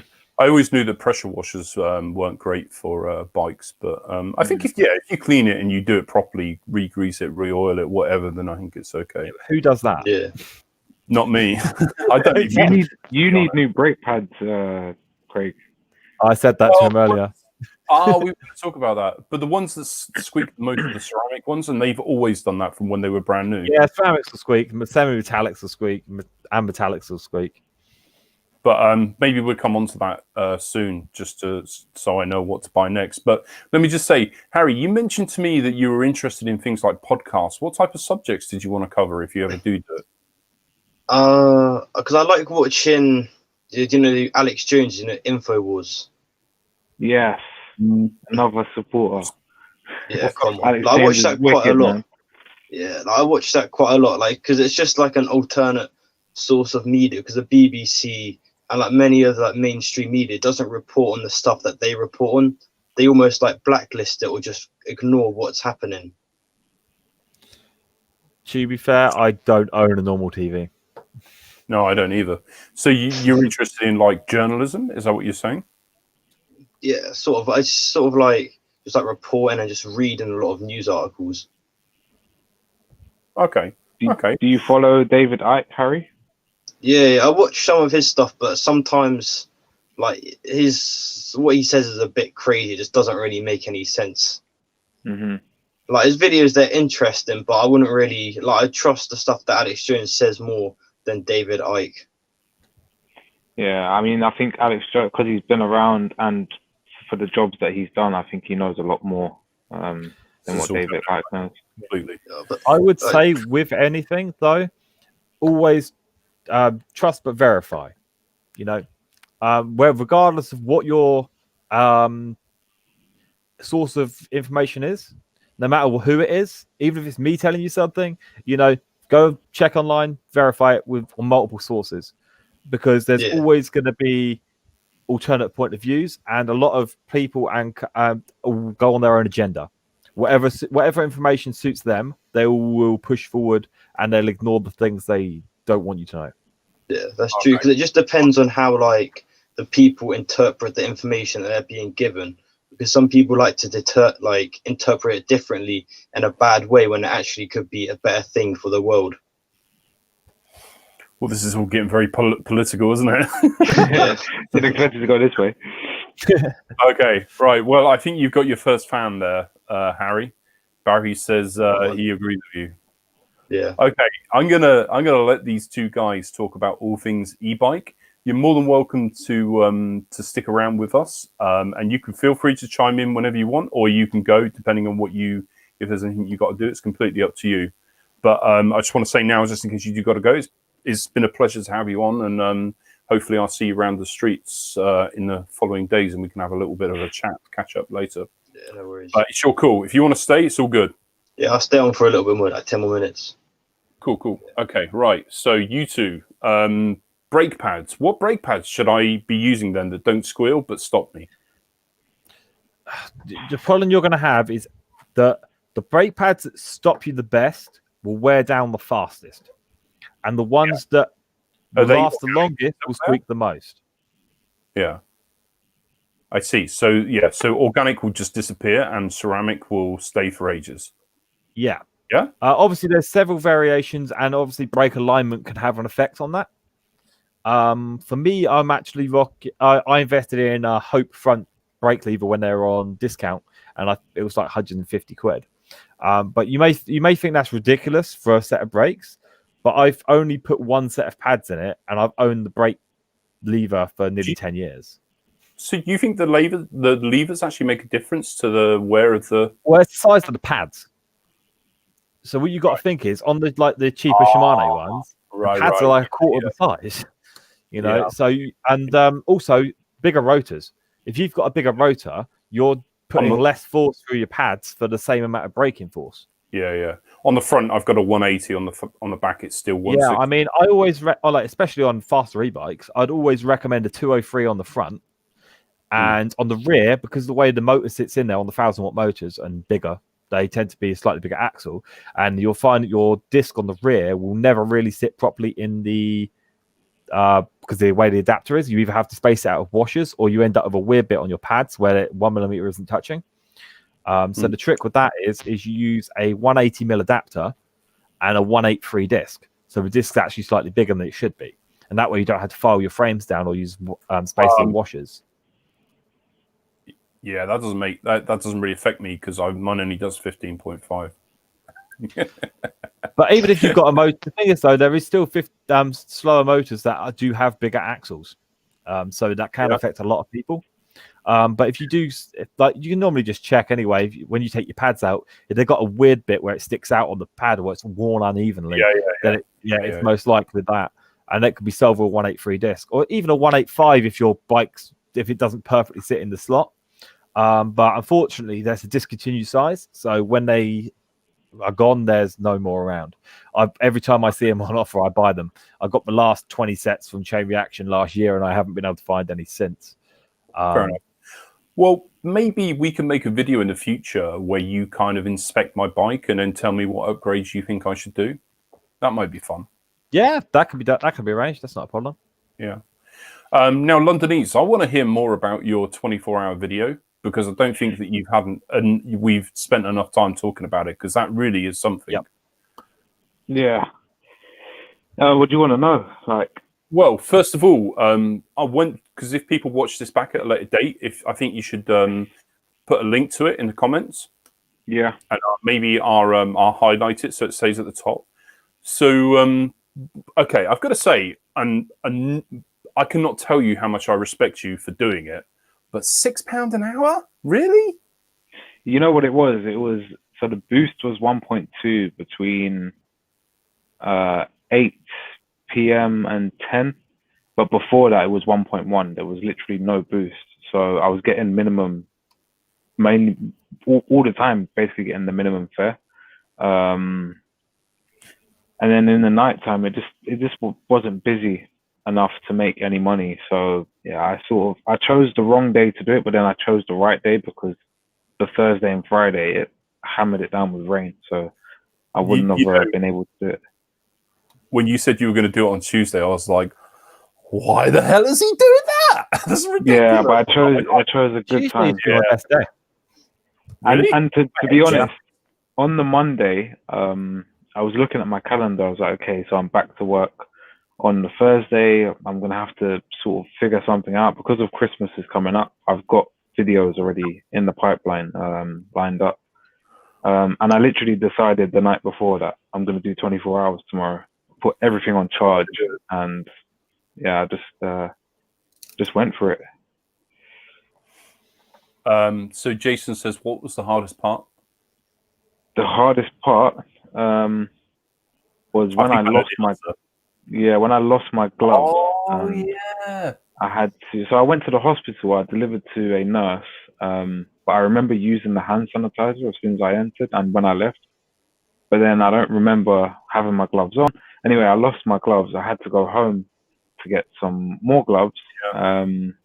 And obviously I had to go into my bedroom, and my bed was right there. That's and it was like, it was so hard not to get into bed. But yeah, that was the hardest part. And then also like the morning, so like when the sun came up, that was also hard. But yeah, once I got through it, it's so satisfying to say that you've done 24 hours straight. Yeah. That's what I meant when I mentioned about the mind games when you lost your gloves. It's probably because you were sleep deprived, yeah? Yeah, definitely. I never have stuff like that happen to me, but it was quite crazy. And I ran out of space on my GoPro. So I had to bring my laptop out to McDonald's and upload everything onto my laptop. Yeah, it was pretty hard. Man. Brutal. Can you imagine if you got logged at like 4 o'clock in the morning with your laptop, your GoPro? Yeah, I mean the funniest thing is between 1:30 and 4 in the morning, I was the only courier that was inside McDonald's. It makes you wonder how they deliver every day that somebody doesn't do something stupid like this. Don't you think? Like how do they get this to customers? Taxi drivers. You reckon? Yeah, there's even in Reading, I saw it a bit where when the taxis were quiet, they'd just sign into an app, do a bit of because I've already got the right insurance for it, and they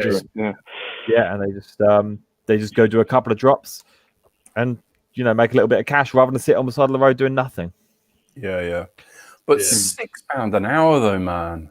Really? Yeah, it was quite, and it's the craziest thing. So I only made £157 in 24 hours, which is rubbish. I'm not going to lie. I'm not going to hide from that. Yeah. But for instance, like last night, I went out for 3 hours and 47 minutes, and I made £86. Yeah. It's quite crazy, Totally. the difference. I remember I was thinking when I saw that, I was thinking, Jesus, I made almost that in just a normal day once. Yeah, I mean, when Ben Morris done it, another YouTuber, I'm not sure if you heard of him, but he done the 24 hours and he made 160 something, and then Joseph Kendrick made 200 and something. So that is pretty terrible though. Yeah, it is pretty bad.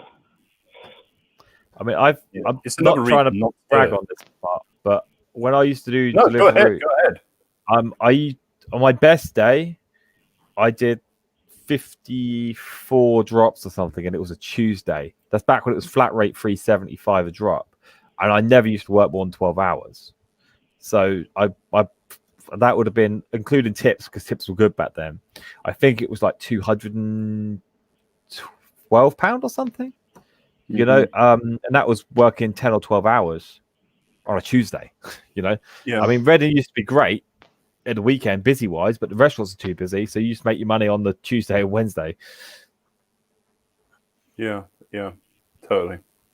Would you ever consider doing a 24-hour shift, Craig?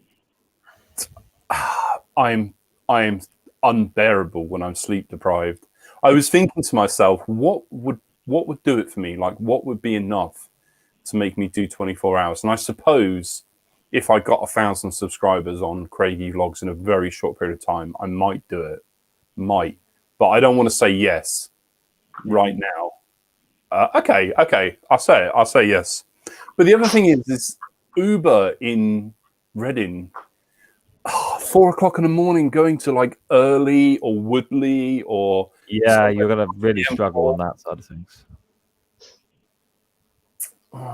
Okay, if I have 1,000 subscribers by Christmas Day, then I'll do it reluctantly on the Craigie Vlogs channel. I'm totally not Googling how to get fake subscribers right now.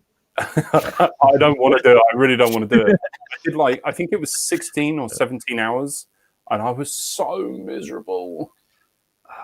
Yeah, I challenged Gig. If I get 10,000 views in 2 months, it made me think. That's the thing. I called both of you out in the video. Did you? No, I watched the video. I didn't hear my name mentioned once. No. But the only reason I edited it out because Gig his channel is still growing. I think you're at a stage now where you can make the decision on what your fans want. But then we could also do it in that way. I think this video is going to blow up. Looking at it, it's out of all of the videos that I've uploaded, it's my number one. Well, it should be. It was. It should be. Definitely. And I was talking to Joseph Kendrick yesterday on his live, and he said for the first 2 months he only got like 5,000 views, and then one week it just blew up and got 2.8 million views. With Zach's video. You remember I was about to say, Craig, I was just checking right now whether I'm still your number one video. 200,000. Yeah, Kieran the bike thief is just behind you with 100,000, I think. Well, that isn't really just behind, but yeah. Yeah, all right. You know what I mean. To be fair, though, looking back, that isn't even the greatest of videos, No, it isn't. It was on my part. I've got to put my hands up and say that my interviewing skills were... but maybe it was the thumbnail that did it. Well, I know it got picked up by some random, but the thumbnail... It was in a German e-bike forum. It absolutely blew up in Germany. Harry, would you ever consider starting a YouTube to document your journey with Deliveroo and stuff? No, I was thinking about that. Just like a live dash cam. Just attach like a dash cam to myself or like a phone, and just like live stream the experience and just sees what happens. Yeah, Without its complications, trust me. yeah. I think Craig's been going through that himself.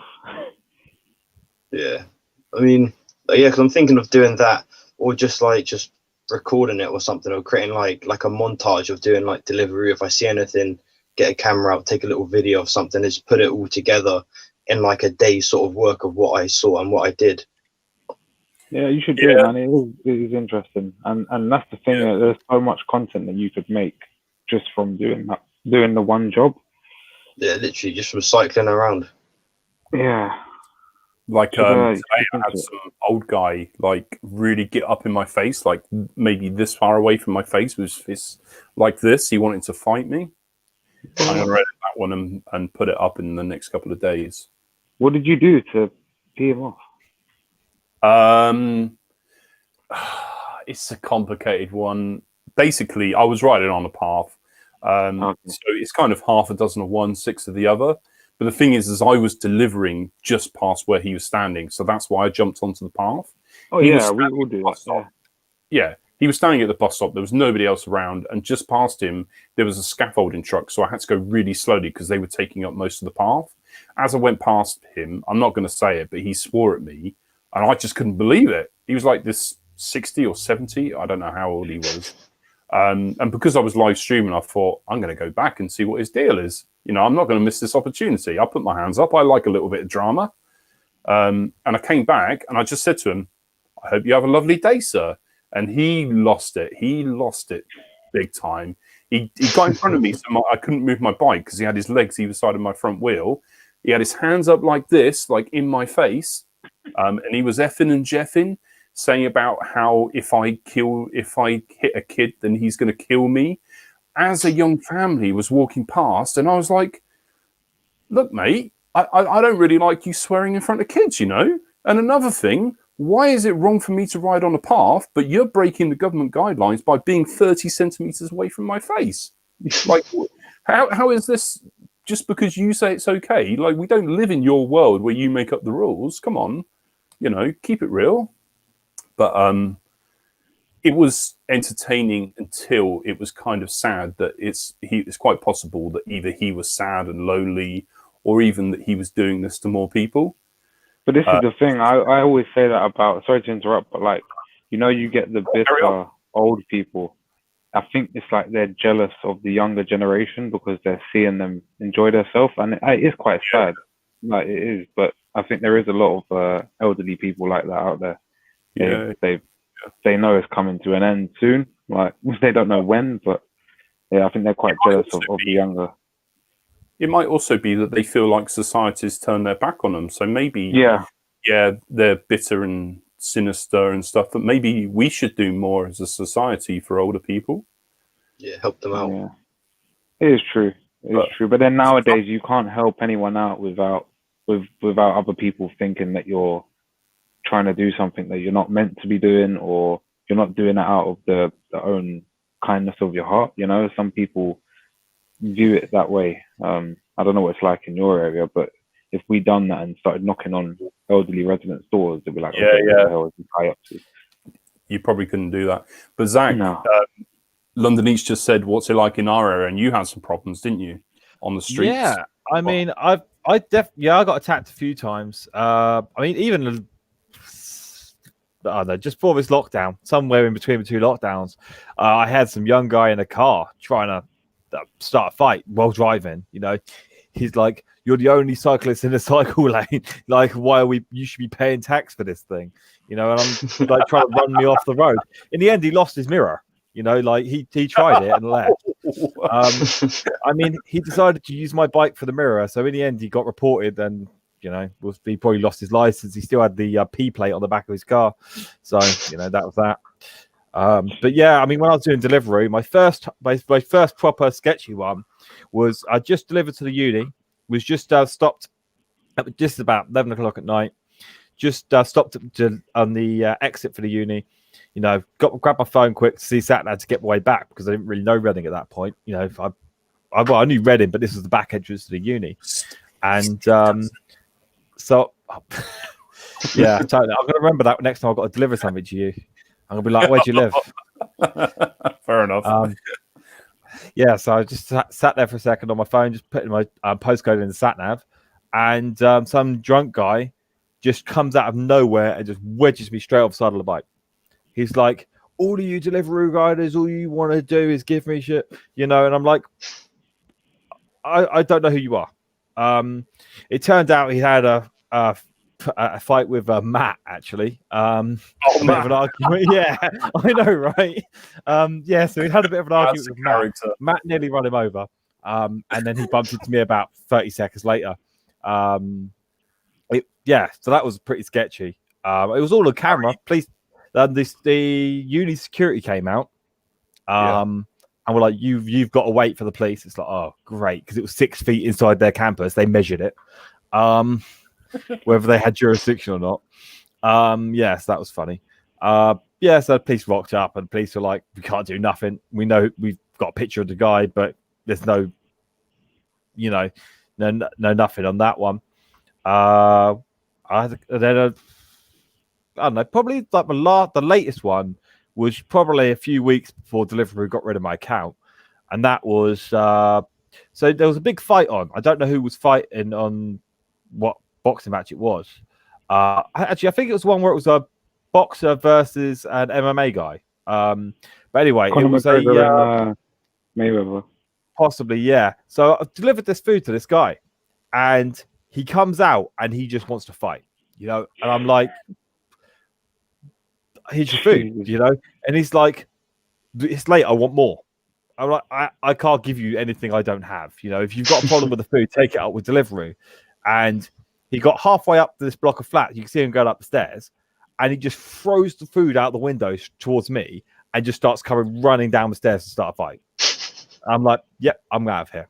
I rung up Deliveroo to report it to them, and they were like, unfortunately, we can't blacklist customers. And that was it. That's all they did.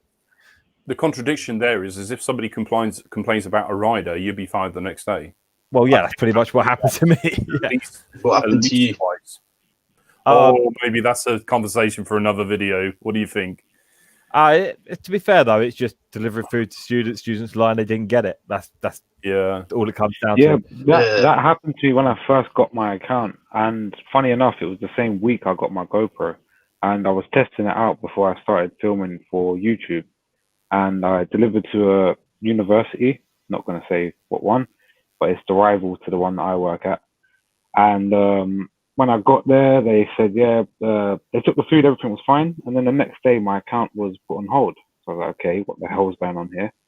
And Uber said that I didn't deliver the food and the customer never received it. So what I'd done is I took all of the footage of all of the deliveries that I'd done, went down to the Greenlight Hub, gave them the USB, and then the next day, they said my account's back on and that person's been blacklisted. So, but you're in London. They don't have many of those green light.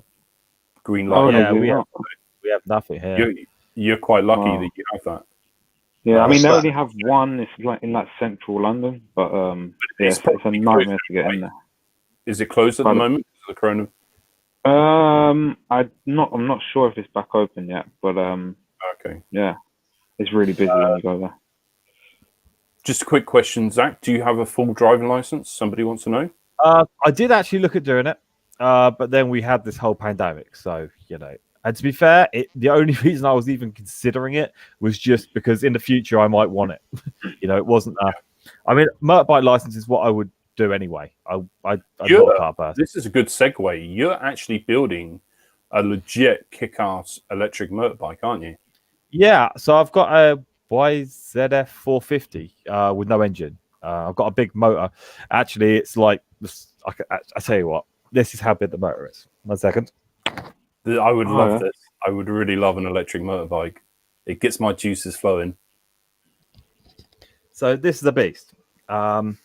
This would be 32 kilowatts. 32 kilowatts. And how big? It's about 25 kilos. How big is mine in comparison? This is about 10 of those motors you've got inside. 10. Wow. And this is an absolute beast. I'm just going to pop this back down there. Yeah, you put it down. Put it down. I love electric. I love motorbikes in general, but electric bikes is even cooler. What's your take on Super Soccer, Zach? So I totally didn't catch that part. Super Soccer, you know, the electric motorcycles. What's your thoughts on them? The electric motorcycle Y0 is the only way to go, to be honest. I know the guy that designed the battery pack for those.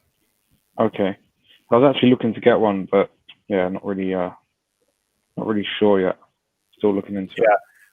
That's a really good question, Danny. That's what I was just asking. What battery would you put in that? With the motorbike, I was looking at about 10 kilowatt hours, so probably about 120-mile range on it. I mean, the faster you go, the more power you need. The furthest I'd ever really go in a day is 80 miles out, 80 miles back. So that'd be all I'd go for, you know. Yeah, because that is a concern, isn't it? But you never know. Like in say 10 years' time, you might be able to charge. Yeah, charging's not an issue. I mean, there's no reason why you can't go for level 1, level 2 charging, or even on a DIY project nowadays. The stuff's available for it.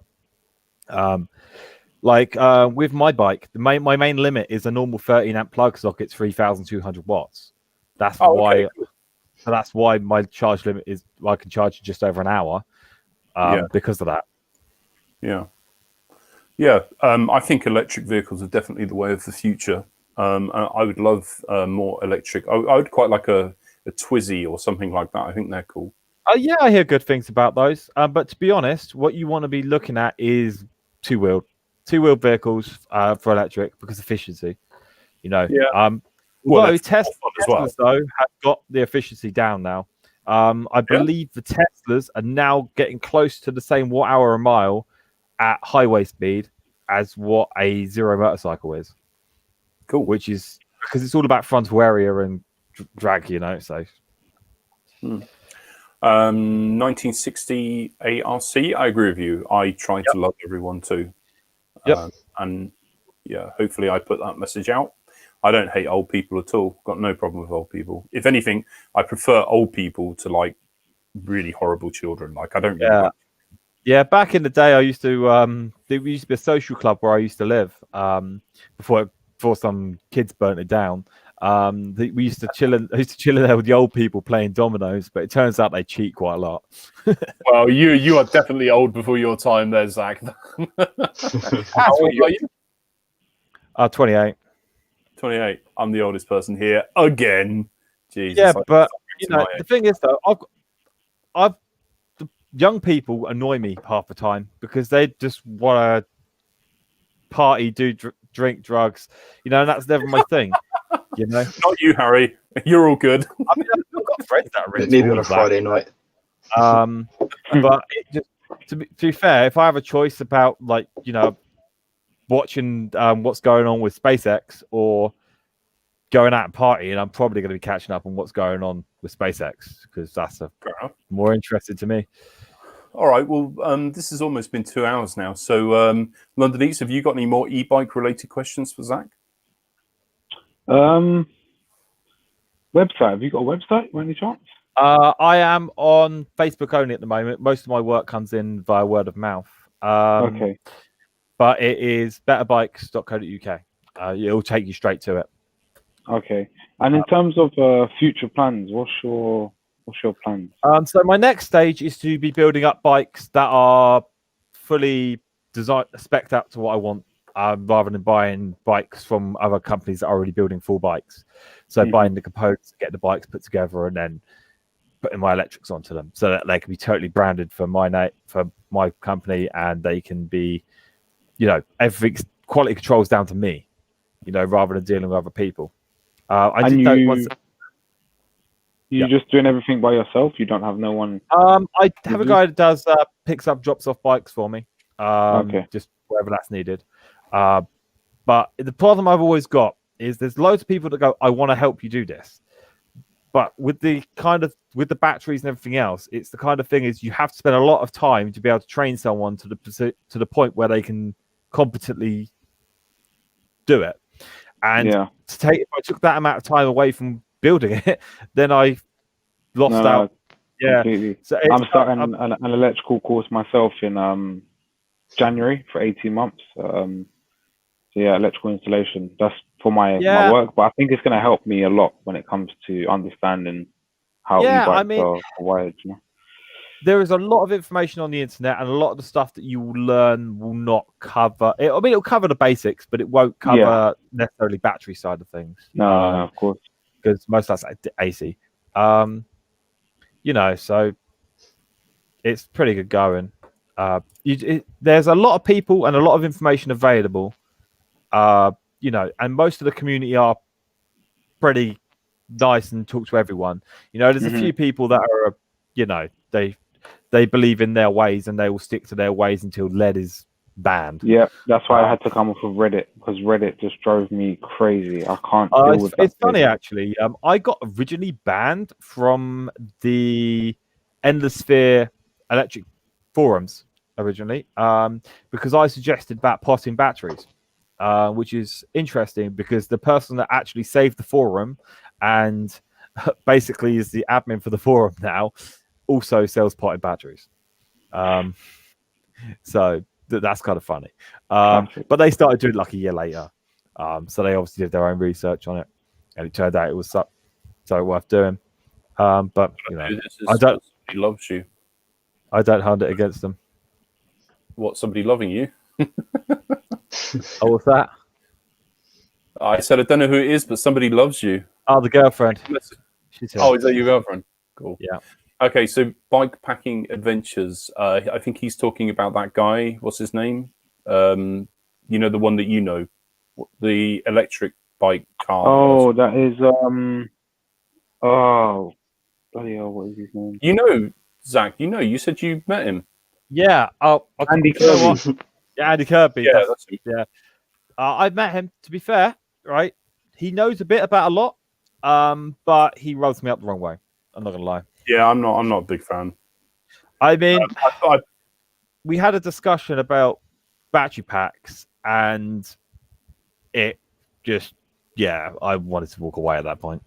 I respect what he did, though. When somebody said, yeah, 100%. You know, I'm all for, you know, Bacon Fix Road Legal. You know, all the stuff and the knowledge he shares. You know, and lots of people like him. You know, I know several people that have met him. You know, but for me personally, he's one of the people that holds on to what he knows and doesn't accept things that are outside of that box. He comes across as very flippant. I think you either like him or you don't. It's probably very much like me. Quite a lot of people probably don't like me because I can be quite surly. Actually, I don't really know, but I'm guessing it's similar. 11K for a 100-mile motorbike, I'll pass, says Danny in Glasgow. Yeah, but I mean, that is the thing with electrics. It is the cost, you know. But when you consider all things involved in it, electric is the way forward. You know? Well, it's interesting you say that, because I have to agree with this point that battery technology is not clean technology. I know that years ago they used the place where they digged up you might be able to tell me, they used that the lithium. Yeah, lithium. Yeah. They used that area to test the Mars rovers, didn't they? Because there was nothing there. I mean, for a long while, lithium was a byproduct that was no use for it. And it was just getting chucked in piles, you know, and nothing was happening with it. And then they finally found a use for it, and they started making batteries out of it. So realistically, it was originally a waste product, and there was mountains of it.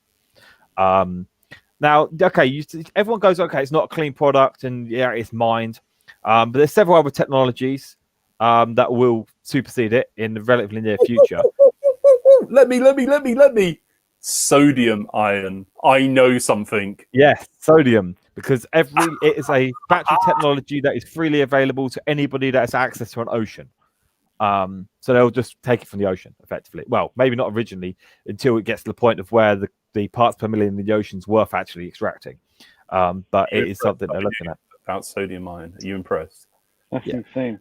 Definitely. But in general, what you got to factor in here is this. Yes, it is polluting, but the pollution is in a controlled space where it is not on site at the end of use. So like petrol, for instance, you suck it out of the ground, you burn it, you make loads of pollution, then you transport it, create more pollution, and then you burn it again. You burn it in a car, after, and then you put in pollution where that car is. Whereas with electric, you could say for instance, you had a giant diesel generator and you were charging your electric car with a diesel generator in a controlled space. Now you take the pollutants from that diesel generator and you can do a lot more because you've got more pollutants in the same space, and you can take it's relatively clean air that leaves, like power plants or peaker plants. So all that pollution is dealt with in a controlled manner. Then the regulations for generating power pollution and pollution that comes out of a car is totally different. Now, when you've got an electric car, you can have 1,000 electric cars inside a building, all going all day long, driving around, and there'll be a little bit of rubber in the air, and that's about it. Now, when you drive a petrol car around, you've got to have ventilation, all the other stuff that goes with that. Now, of course, end of life, you've got the recycling aspects of it, and you've obviously got, if it crashes, it can catch fire. But any car can catch fire if it crashes. Yeah, that's a lot of information. Yeah, sorry. Bit of a wall there. But we do discuss this regularly on the forums about where people see the Tesla chargers that have a big diesel generator power in them. Right, London Eats. Any more questions for Zack? No, I think pretty much covered everything. I'll be in contact with him for sure. Awesome. When the time comes. Any questions for anyone? I got a question. Go for it. Do you think you'd be able to, like in the future, ever create like an e-bike which generates part of its electricity back with the kinetic energy of the cycling? Yes, behind me. I've been running bikes with regen braking for about 4 years. But you're not talking about braking, though, are you? You're talking about pedaling. Yeah, as it's pedaling, it's exactly the same principle. If you just let the regen cut in for a few watts while you're pedaling. Realistically, though, it is more efficient to pedal with a little bit of electric than it is to. In fact, even if you consider if you go in by a pure efficiency standpoint, and this is, I had a discussion with someone that was like proper pro health. Like you shouldn't have an e-bike, you should be healthy and ride. And we actually sat down and worked out the energy used for eating to grow the food, to produce the food, and to eat it, and to actually travel by electric bike, and all the components of the electric bike. And it turns out it's actually more efficient to go on an electric bike and use the electric than it is to actually use your own energy. Wow. I thought that cycling was the most energy efficient. Yes, but if you consider the fact that producing the energy from solar or any other renewable source and powering the bike. Do we though? I mean, this obviously though, the thing is, you can say the same about the way the food is though. They go, oh, this food has low carbon emissions or whatever. When is it really? Because it's been transported by truck or aeroplane halfway around the world. Fair enough.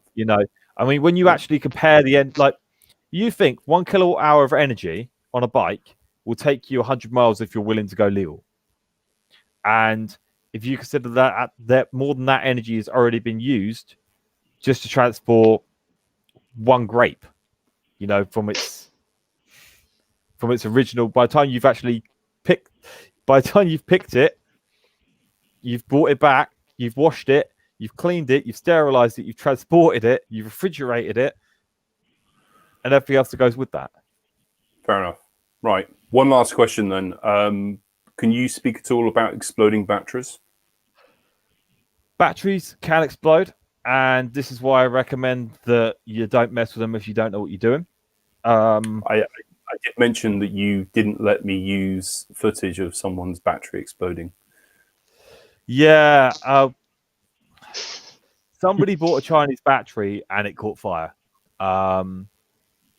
But the only reason I said that you couldn't use it was because it was given to me by someone that said I couldn't give it to any, I couldn't put it online, Take it up with them. Tell me, not now. Tell me who it is later. Yeah, okay.